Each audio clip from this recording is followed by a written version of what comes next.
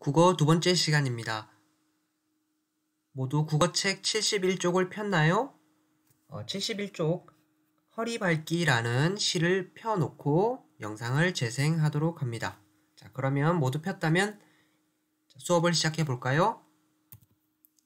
자, 두 번째 시간에 공부할 문제를 같이 한번 읽어봅시다. 마찬가지로 경험을 떠올리며 시를 읽을 수 있다. 자, 첫 번째로는 허리 밟기를 읽고 문제를 해결할 겁니다. 그리고 두 번째로는 허리 밟기를 읽으면서 주인공이 되어서 경험을 나눠볼 겁니다. 자, 세 번째로는 느낌을 살려 허리 밟기를 여러분들이 직접 낭송을 한번 해볼 겁니다. 자, 오늘 먼저 첫 번째로 여러분들 혹시 이런 경험이 있나요? 첫 번째 사진은 아이들이 아빠의 허리를 손으로 안마하는 장면입니다. 자, 두 번째 사진은 어떤 사람이 누워있고 발로 허리 부분을 지그시 눌러주는 사진입니다.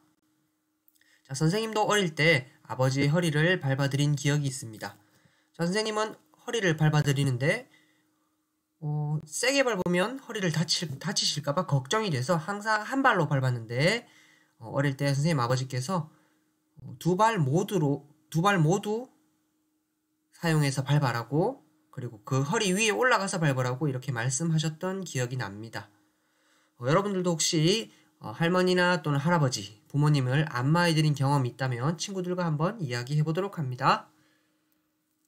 자, 그렇다면 오늘 시는 아까 사진과 관련되어 있는 허리 밟기라는 시인데요. 한번 선생님이 읽어보겠습니다. 허리 밟기, 정완영. 할머니 아픈 허리는 왜 밟아야 시원할까요? 아이쿠 아이쿠 하면서도 꼭꼭 밟아라 하십니다. 그래도 나는 겁이나 자근자근 밟습니다. 자, 시는 모두 몇 연으로 되어 있나요? 네, 시는 1년으로 되어 있고 그렇다면 몇 행인가요? 네, 시는 전체 3줄로 되어 있기 때문에 우리가 삼행이라고 말합니다. 자, 그렇다면 우리 시를 읽고 관련된 문제를 한번 해결해 볼 건데요. 72쪽에 있는 1번 문제입니다. 자, 이렇게 할머니께서 꼭꼭 밟아라고 말씀하신 까닭은 무엇일까요? 네, 아마도 할머니께서 꼭꼭 밟아야 아프신 허리가 시원하기 때문입니다. 우리가 이렇게 밟는다고 했는데 꼭꼭 밟으라는 것이 아프라고 밟는 것이 아니라 아픈 부분을 이렇게 발로 지그시 반복적으로 눌러주면 시원한 느낌이 들기 때문에 꼭꼭 밟아야 아프신 허리가 괜찮다고 말씀하십니다.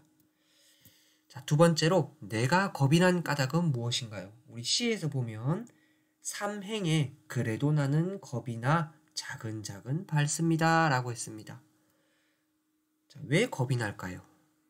네, 시 속에 아마 정답이 있을 겁니다. 바로 할머니께서 허리를 밟는 동안 아이쿠 아이쿠라는 소리를 계속 내셨기 때문에 아마 걱정이 되지 않았을까요? 선생님도 어릴 때 발로 허리를 밟는 것에 대해서 걱정을 많이 했습니다. 자, 세 번째 문제. 나는 할머니의 허리를 자주 밟아드리나요? 어떻게 알 수 있나요? 자, 시 속에 손자가 할머니 허리를 자주 밟아드리는지 아닌지 묻고 있는 겁니다. 자주 밟아드릴까요? 손자는 어떻게 알 수 있죠? 네, 바로 자주 밟아드린다는 부분은 이 부분을 통해서 알 수 있습니다. 할머니 아픈 허리를 왜 밟아야 시원할까요? 라는 표현은 내가 이전에도 할머니 허리를 한번 밟아드렸던 기억이 있다는 의미이겠죠? 자기가 스스로 기억을 떠올려서 마음속으로 이야기한 것이기 때문에 할머니 허리를 이전에도 밟아봤다라는 것을 의미합니다. 자, 다음 활동으로는 우리가 시의 주인공이 되어 친구들과 마음을 나누는 활동입니다. 자, 혹시 온라인 학습에 참가하는 친구들은 교과서 72쪽 6번의 문제를 대신 풀도록 합니다. 자, 교실에서 이 강의를 듣는 친구들은 핫시팅 활동을 할 건데요. 우리 사진에서 보듯이 먼저 한 명의 친구가 앞에 있는 의자에 앉아서 나머지 친구들과 함께 참여하는 활동입니다. 자, 활동 방법에 대해서 선생님이 설명해 주도록 하겠습니다. 자, 핫시팅 활동 방법. 먼저 첫 번째, 주인공 아이에게 궁금했던 질문 2가지를 미리 적는다. 자, 그렇다면 우리 시에서 손자에게 궁금했던 질문 2가지를 미리 포스트잇이나 책에다가 메모하도록 합니다. 자, 두 번째, 교실 앞에 의자를 하나 두고 손자의 역할을 맡을 지원자를 받아서 의자로 초대합니다.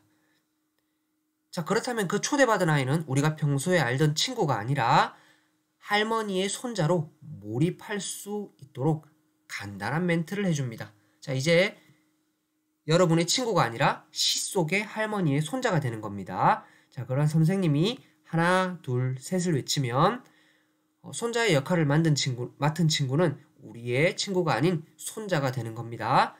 손자의 역할을 맡은 친구가 굉장히 중요하다고 할 수 있습니다. 자, 네 번째, 역할을 맡은 친구는 인물의 입장이 되어 대답을 하려고 노력합니다. 자, 장난스러운 태도 절대 안 됩니다. 최대한 내가 인물의 입장과 인물의 마음이 되어서 친구들이 물어본 질문에 대해서 성심성의껏 대답하려고 노력해야 합니다. 자, 마지막 5번째, 질문과 대답이 다 끝났으면 이제 친구들은 하나, 둘, 셋을 외치고 역할을 맡은 지원자가 역할에서 빠져나올 수 있도록 함께 도와주도록 합니다.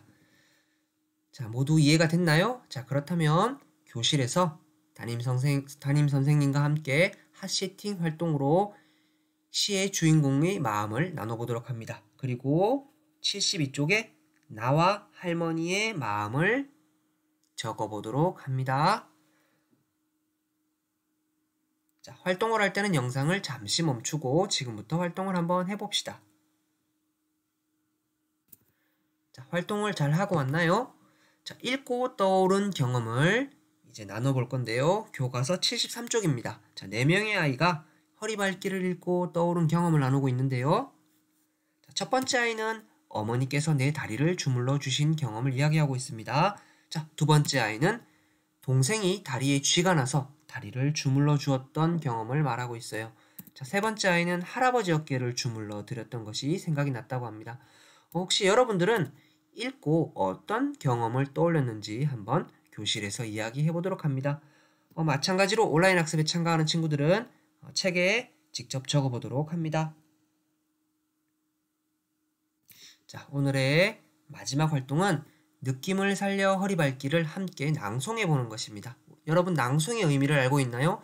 낭송이라는 것은 소리내어 읽는다는 뜻입니다. 자, 그렇다면 꼭 소리내어서 읽어보는 활동입니다. 자, 먼저 이 시에서 말하는 이의 마음을 나타내려면 어떤 목소리로 읽어야 될까요? 지금 시의 분위기가 손자가 할머니가 다치실까봐 걱정하는 말투죠. 그래서 걱정하는 말투나 또는 조심조심하는 목소리 또는 궁금해하는 목소리도 괜찮지 않을까요? 자, 두 번째, 어느 부분에서 할머니의 목소리를 흉내내면 좋을까요? 분명히 시를 읽다가 할머니가 갑자기 등장하시는 부분이 있죠. 바로 아이쿠 아이쿠 하는 부분은 할머니의 목소리가 등장을 하면 더 자연스럽겠죠? 자, 세 번째, 자, 이 시를 읽을 때는 쉬어 읽어야 될 부분이 있습니다. 왜냐하면 허리발기라는 시는 우리나라의 전통 시조 형식으로 되어 있는 시라서 쉬어 읽어야 할 부분들이 있습니다. 자, 선생님이 한번 읽는 것을 들어보고 쉬어 읽을 부분에 대해서 여러분들이 연필로 한번 체크 표시를 해봅니다. 선생님이 한번 읽어보겠습니다. 허리발기. 할머니 아픈 허리는 왜 밟아야 시원할까요? 아이쿠 아이쿠 하면서도 꼭꼭 밟아라 하십니다. 그래도 나는 겁이나 자근자근 밟습니다. 자, 잘 들어보았나요? 어디서 띄어 읽어야 전통 시조 형식으로 읽을 수 있을까요? 자, 빨간색 체크된 부분에서 한번 띄어 읽어보도록 합니다. 자, 이 밖에도 여러분들이 주인공의 역할을 나눠서 할머니와 손자의 역할로 나눠서 읽어볼 수도 있고 또는 행마다 번갈아 가면서 낭송을 해볼 수 있습니다. 또 교실에 있는 모든 친구들이 함께 낭송을 해볼 수도 있습니다. 자, 여러 가지 방법으로 교실에서 선생님과 함께 낭송을 한번 해보도록 합니다. 자, 오늘 수업은 여기까지입니다. 오늘도 성실하게 들어준 친구들 모두 굉장히 훌륭합니다. 다음 시간에는 선생님과 함께 경험을 떠올리면서 이야기를 읽어보는 공부를 해볼 겁니다. 자, 여러분 다음 시간에 만나요.